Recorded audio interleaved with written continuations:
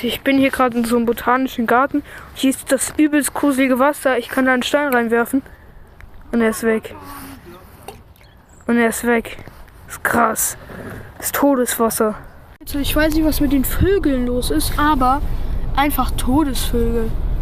Ey Leute, wenn ihr nichts mehr hört von mir, dann wurde ich von Vögeln einfach umgebracht, Leute. Was passiert, wenn man eine Pommes den Möwen hinhält, Leute? Auf keinen Fall nachmachen. Was passiert dann, Leute? Möwenattacke.